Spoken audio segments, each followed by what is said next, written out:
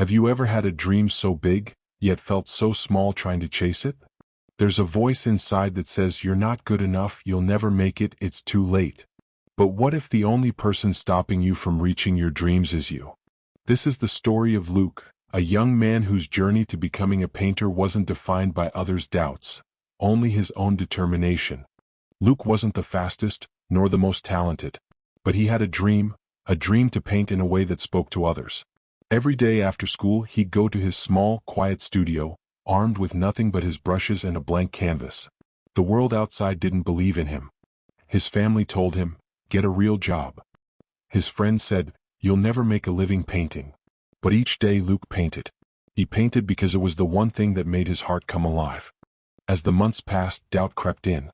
Each rejection, each dismissive glance at his paintings, made his heart feel heavier. The voices around him grew louder, and soon, his own doubt filled every corner of his mind. Maybe they're right, he thought. Maybe I'm not good enough. One evening, standing before a painting that didn't come out the way he had imagined, he wondered if it was all a waste. He had given everything, but was it enough? Then an old mentor appeared. A former artist who had faced the same doubts, the same obstacles. He told Luke, "The world will always tell you you're not enough. But when you listen to those voices, you give away your power. Your dream is yours, and only you can decide its worth."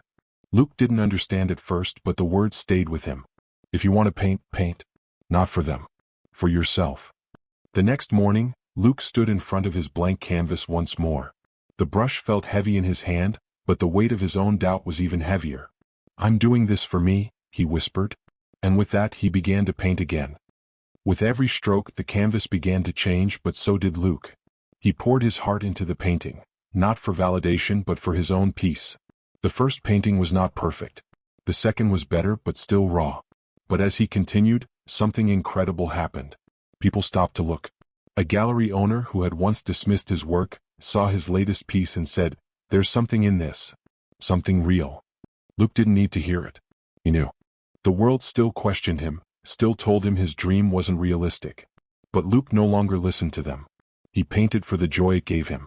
And with each brushstroke his name became known, not for the critics but for the stories his paintings told. He found peace in the rhythm of his brush, the dance between light and shadow on the canvas. What happened to the boy who doubted himself? He became the man who knew that the only voice he ever needed to listen to was his own. Luke realized something profound, that dreams aren't measured by who believes in them, but by how deeply you believe in them. If your heart says yes, don't wait for others to say the same. Luke's story isn't one of perfection. It's a story of persistence, of not giving up when the world says you should. If this story resonated with you, remember this. Your dream is yours and no one else can take that away from you. Keep painting. Keep dreaming. Keep pushing forward. Believe in yourself. No one can stop you except yourself. If this story touched your heart, share it with someone who needs a reminder that their dreams are worth fighting for. Comment below and tell me, what's the dream you're going to keep pushing for? And remember to follow for more stories that inspire you to keep going.